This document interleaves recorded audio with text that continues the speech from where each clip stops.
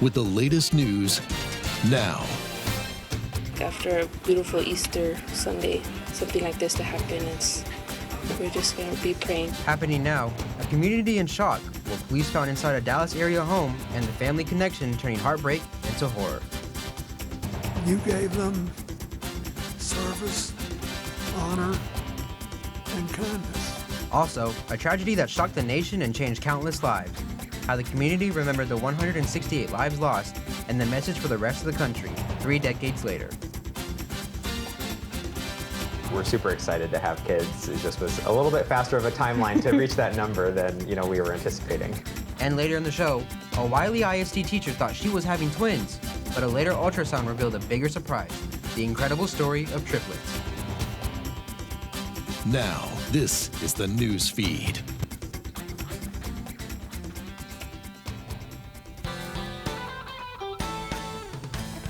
We begin with breaking news out of Fort Worth, a story first reported by our TCT campus news partner, the Collegian.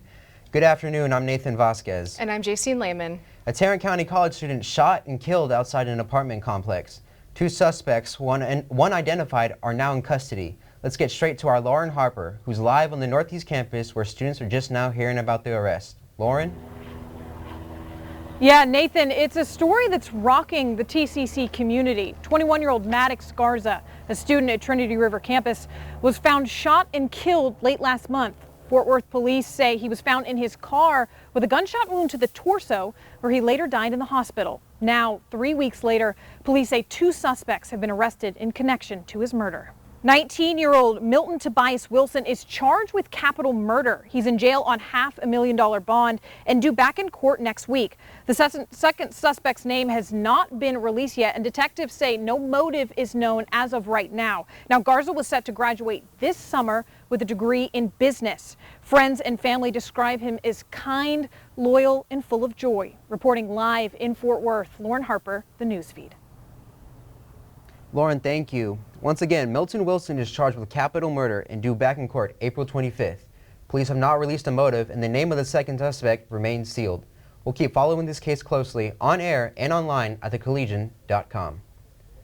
A heartbreaking story out of Louisville. A prominent local leader is recovering after a violent attack in her own home. It's an attack that took her husband's life, and now the person accused of carrying it out is their own grandson. Scoop Jefferson has the latest from Louisville. As Denton County Commissioner Bobby Jo Mitchell recovers from an unthinkable attack inside her home, I'm thinking about her a lot right now, too. there is support from family, friends, colleagues, and neighbors. A nice, beautiful couple.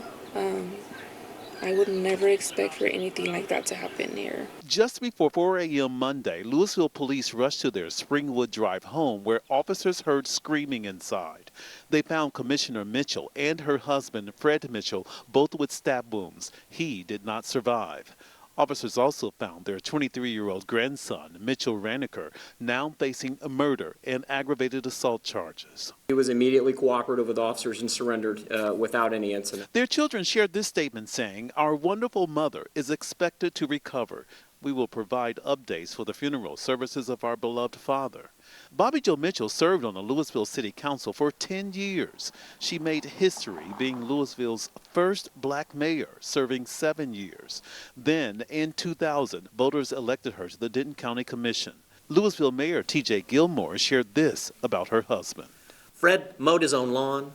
He was quiet. He was always letting Bobby take the spotlight. That spotlight shined during this prayer vigil for Bobby Jo. We all love her prayers. And just like the prayers here, After a beautiful Easter Sunday, something like this to happen, we're just going to be praying. during her recovery, Mitchell's neighbors are pulling for her too. A 17-year-old accused of opening fire at his Dallas high school was back in court this week. Tracy Haynes Jr. is facing 6 charges after 4 students were shot last week at Wilmer Hutchins High. Authorities say he got in through a locked side door, led in by another student, then started shooting in the hallway. Haynes took off but later turned himself in. A judge decided to keep his bond at just over $3 million. Family members say Haynes had been bullied, but police haven't said what may have led to the shooting. A North Texas family speaking out after their doorbell camera caught a child stealing a package from their front porch while an adult watched. John Gamboa and his wife Patricia say they were stunned to see a young child run up to their door, grab an Amazon package, and take off, all while an adult male stood nearby. I mean, that kid probably thinks the world of you. You're the kid's hero and you're teaching him things like that. It's terrible. The couple plans to file a police report with Dallas police, but they're not looking to punish the child. They just want the adult to do better and do the right thing.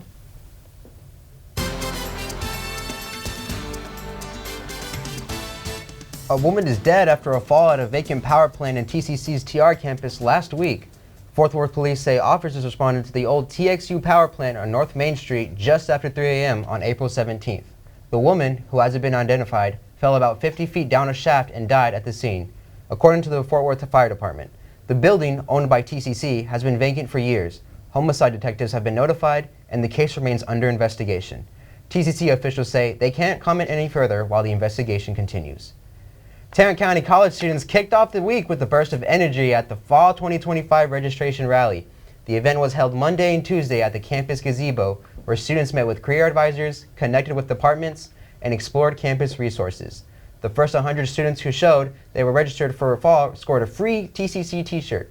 It was a fun, welcoming event that brought the TCC community together, all part of getting ready for a successful semester ahead.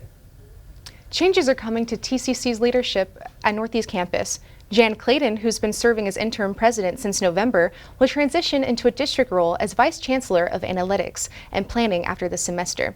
Kristen Jakowicz, former dean and interim VP for academic affairs, will step in as the next interim president.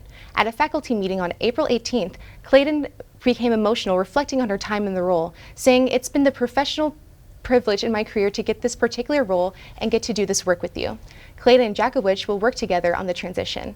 Clayton officially taking on her new position May 19th. The search for a permanent president is still underway.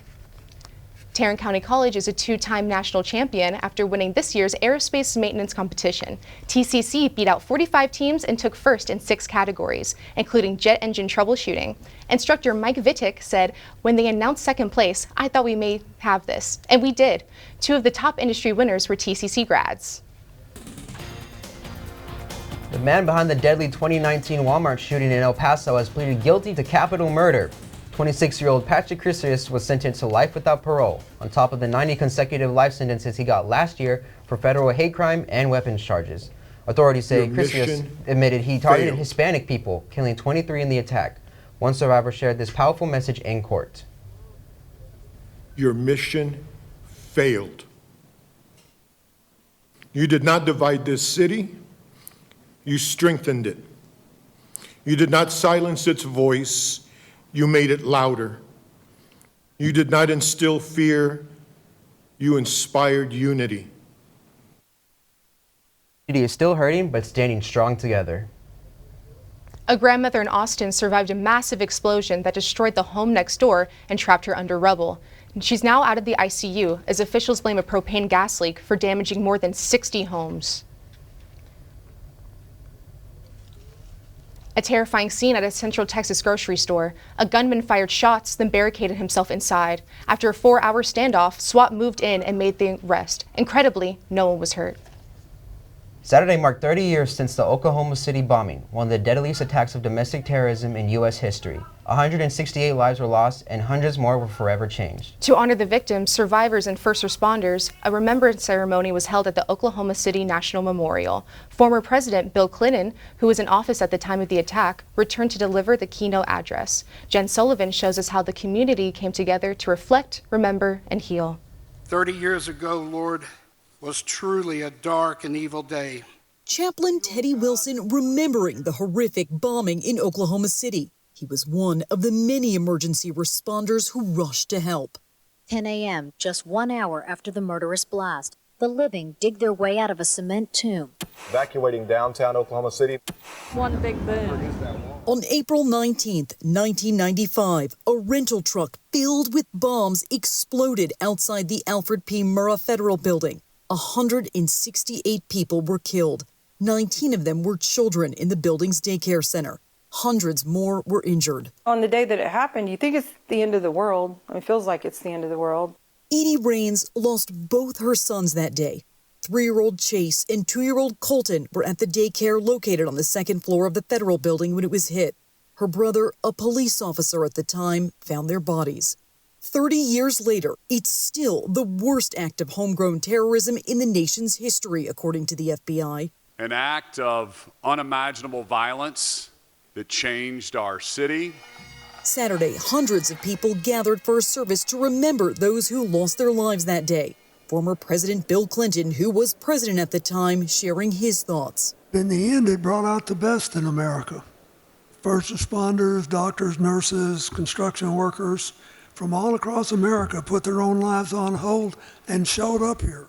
Where the bombing happened now sits a national memorial and museum. 168 bronze and granite chairs, one for each person killed in the blast. I'm Jen Sullivan reporting.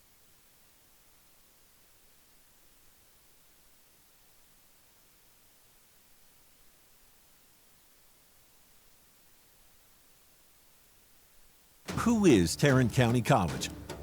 We are ambitious and full of potential. We bridge education and employment. The beating heart of healthcare, the drivers of industry, the very fabric of Tarrant County. We partner with employers so graduates step into waiting careers. We're changing the game, trailblazing a path forward, uplifting North Texas. We are TCC. Bold steps, better futures. What are you doing in there? What's that? I wouldn't do that. What are you doing? What are you looking for?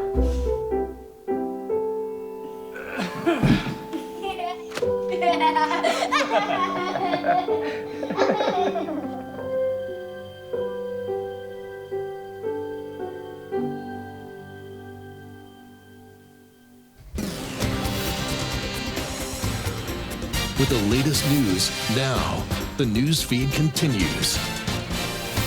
There's a new text scam targeting North Texas drivers, claiming you owe money for a missed toll or an Easy Pass final notice. And with so many of us using roads like the North Texas Tollway, 121, and the Tex Press lanes, it's easy to fall for it. But experts say, don't click. These messages are fake and could put your personal information at risk. Here's what Leigh Waldman with what to watch for. It's deceptively simple, the scam, and it's very easy to fall for. You've likely gotten a few of these messages to your phone recently, alerting you to unpaid tolls or an outstanding Easy Pass balance. These are called smishing scams. They're looking to steal your personal information, followed by your credit card information, and finally, they will often have a multi-factor authentication bypass. Ford Merrill, Director of Research and Innovation at Security Alliance, has been following these types of scams since 2023. To protect yourself, he says, pay attention to the sender. Looking at the sender address, it will often be like a strange number that you don't recognize, or it will be an email address that you don't recognize, even though it's a text message. Frank Orr, the executive director of the New York State Thruway Authority, agrees, saying legitimate agencies like his will never try to collect payment over text or email. They will never ask you to pay a bill in this way. You either have an account or you have a formal process to pay your tolls by mail. His agency is working with New York Governor Kathy Hochul's office to warn the public about these scams, as well as what to do if you fall victim. If you do get one of these messages, Orr says simply delete it. Red flags should go off right away as to whether this is legitimate and real, and they should not engage if it's somebody by phone. If it's an email or text, they should delete it right away. In New York, I'm Leigh Waldman. The Catholic Church is mourning the loss of its leader. Monday morning, the Vatican announced the death of Pope Francis. The 88-year-old had faced a number of health issues in recent years and passed away peacefully, according to Vatican officials. Before he became Pope in 2013, he served as Archbishop of Buenos Aires, and he was elevated to Cardinal by Pope John Paul II. Karen Kaifa looks back on his life, his legacy, and his impact on people around the world. From the beginning, Pope Francis had the common touch. Buonasera. A simple good evening from the newly elected Cardinal Jorge Mario Bergoglio from Argentina, the first pope ever from the Americas. Equally at home with the poor and the powerful. On the lawn of the White House, he made a plea for immigrants. As the son of an immigrant family, I'm happy to be a guest in this country, which was largely built by such families. The Pope focused much of his attention to those on the peripheries, as he called it, the outsiders excluded from society. The The hungry, the thirsty, the stranger, the naked, the sick, those in prison. He was not so popular at times inside the Vatican. Backlash from conservatives upset about his liberal approach to church teaching, promised reforms of financial transparency never fully materializing, and the scandal of sex abuse continuing to be the Catholic Church's biggest struggle. He met with victims. He expressed heartfelt sorrow. He expressed resolve to get this right. But, you know, most critics, many victims, would say that that wasn't matched with a policy follow-through. When the coronavirus pandemic hit in 2020, this image of the Pope blessing the world from an empty St. Peter's Square became a symbol for that desolate time. Francis urged nations to share their vaccines with poorer countries and vaccinated hundreds of homeless and underprivileged at the Vatican. From the beginning of the war in Ukraine in 2022, Francis was an outspoken advocate for peace. Francis avoided outright condemnation of Vladimir Putin, but publicly appealed to the Russian president, begging him to stop for the love of his people, the Pope said. He made similar appeals for peace during the conflict in the Middle East, saying that the Israel-Hamas war had descended into terrorism.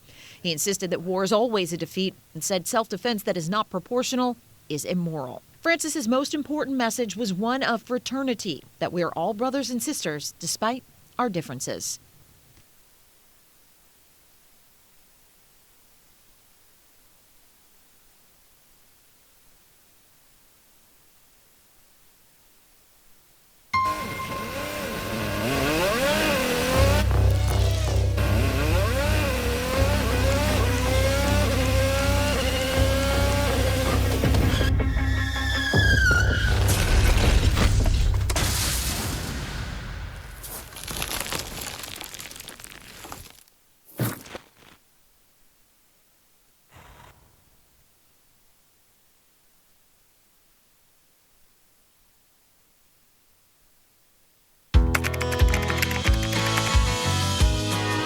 How you doing? Hey, Mason. Hey, Mason.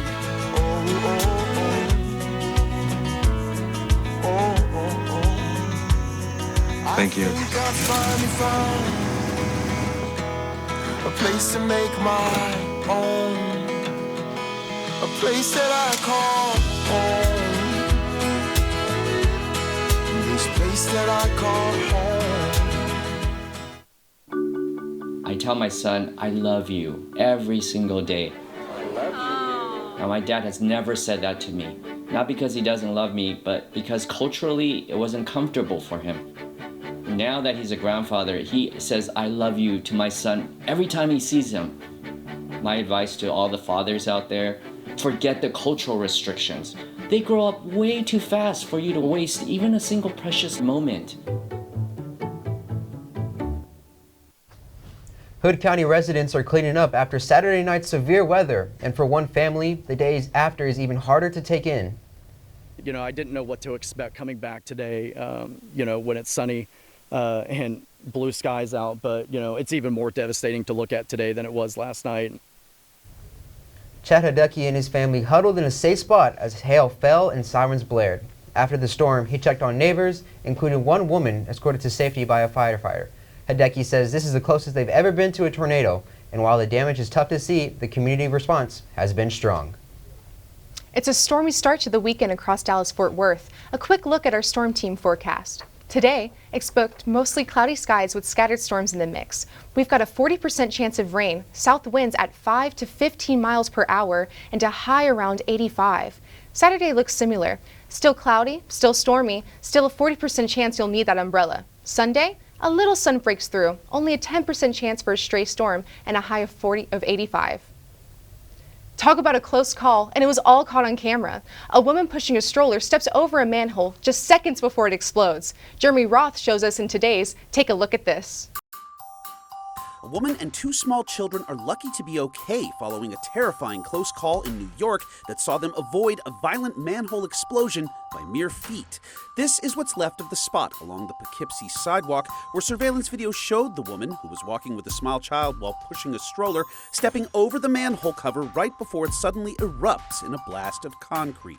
Firefighters say they responded to find 2 manholes had blown on the block and say local buildings were evacuated due to high levels of carbon monoxide detected. Thankfully, officials say no injuries were reported from the incidents, but that sidewalk is certainly going to need some work. Speaking of getting some work done, the Oregon house, made famous in The Goonies, is being renovated in an effort to restore the home to its former Goonie glory ahead of the upcoming 40th anniversary of the iconic film. It's the place where the Goonies hatched their plan, and more importantly, Chunk did the legendary truffle shuffle. Remember? Yeah, you do. The designer heading up the project tells KPTV he plans to bring the 1896 house up to current standards and codes while keeping the interior vintage 1980s. Only time will tell if the mix of old and new will work well for the aesthetic, but honestly, as a fan of the film, for me, it's good enough. Finally, residents in Strawberry Point, Iowa got a sweet surprise seeing the return of a beloved big bulbous berry after it was removed earlier this year to undergo much-needed restorations. The 15-foot sculpted strawberry was juiced up with a fresh coat of paint before being returned to its perch overlooking downtown. One city official says he hopes this latest fruit reboot preserves it for some time. See what I did there? Okay. For Take a Look at This, I'm Jeremy Roth. A future NBA star makes it official. Duke Cooper's flag is headed for the pros. But first, history made on the streets of Boston. 2 Kenyan runners turn in legendary performances at the year's marathon. John Ethan Wilson is next with sports. I taught for 20 years, but I started forgetting my lectures. Eventually, he had to quit. My therapist recommended we go to the doctor. The early Alzheimer's diagnosis allowed us to take control of the situation. He's been such a positive force and so loving. Thank you. You're welcome. If you or your family are noticing changes, it could be Alzheimer's. Talk about seeing a doctor together. Julie was always a voracious reader. She'd carry 2 novels on an airplane because she'd read one on a 3-4 hour ride. And at some point, I began to notice that she would read a page and couldn't remember what she had just read, and she'd have to go back and read it again. I don't remember much these days after I read, but less does for me, and I love it.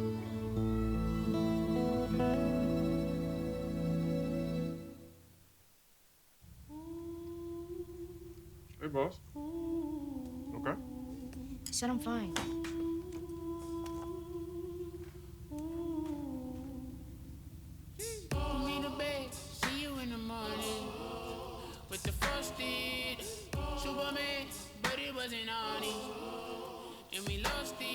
You can talk to me. It's been really, really hard for me.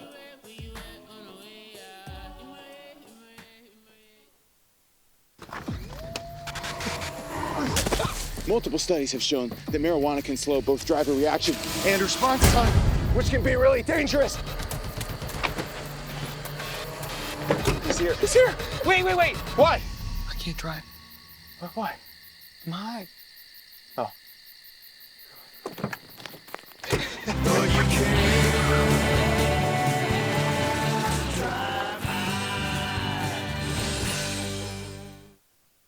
From the NewsFeed Sports Desk, this is the Sports Report.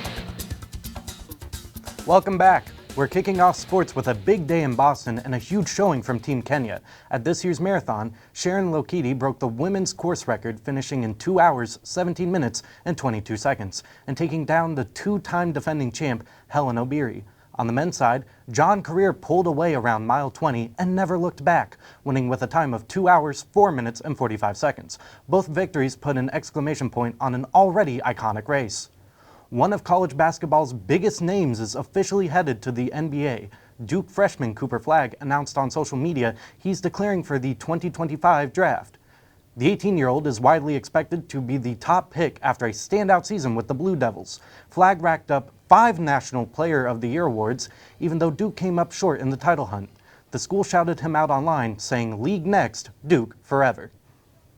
The LA Rams are putting the spotlight on heroes off the field as they host next week's NFL Draft. Instead of team facilities, the Rams will make their picks from LA Fire Air Operations to honor firefighters and first responders.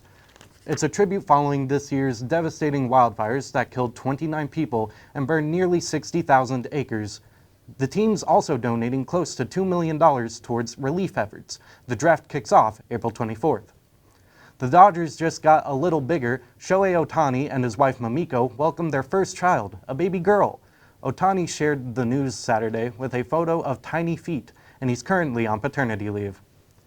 Tennis legend Andre Agassi is making his pro pickleball debut next week, teaming up with the world #1 Anna Leigh Waters. The two will play mixed doubles at the U.S. Open in Florida on April 30th. Agassi joked, she's probably sick of winning so much. They were ready for twins, but this Dallas couple got a little extra surprise. Find out what when the newsfeed returns.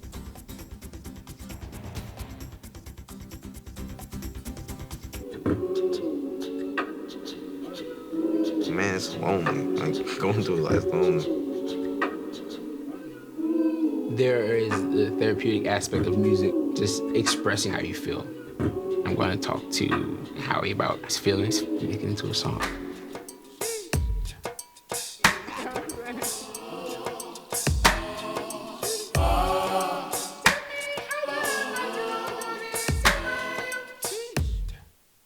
Honey, what I think you need is a socket wrench. I played JV basketball. I'm sorry. I don't think it looks right. This is good, and it's all good, baby. Is it really all good?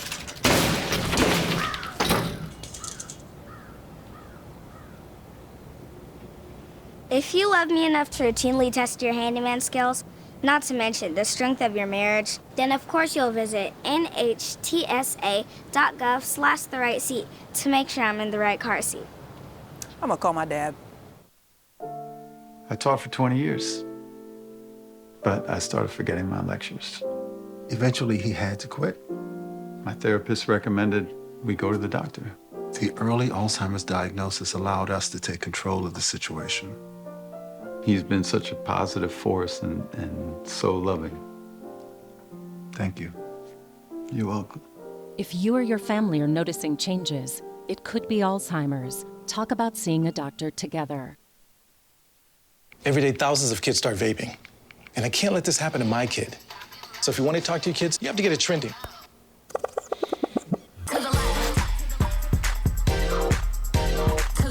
No, you're doing it wrong.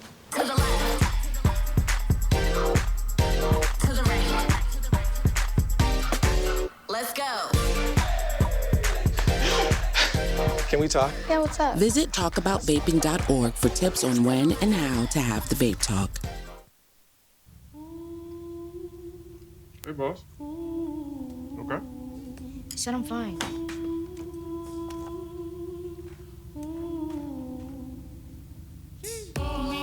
See you in the morning with the frosted Superman, but it wasn't on it, and we lost it. You can talk to me. It's been really, really hard for me.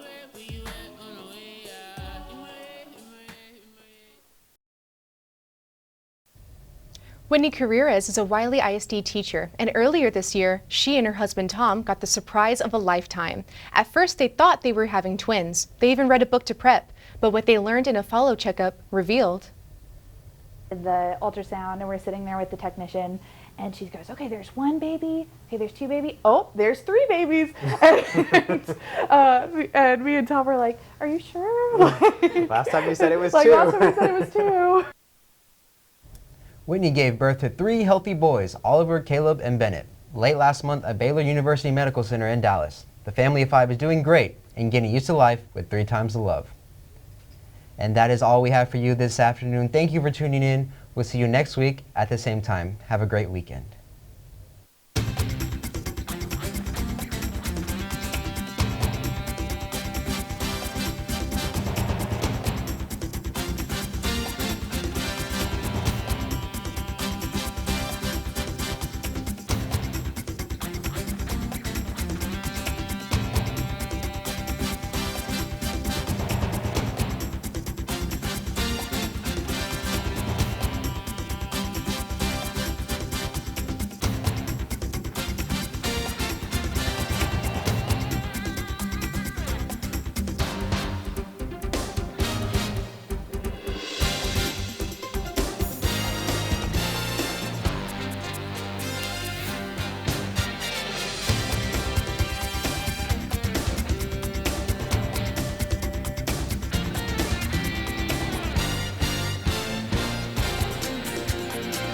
Why did I fall?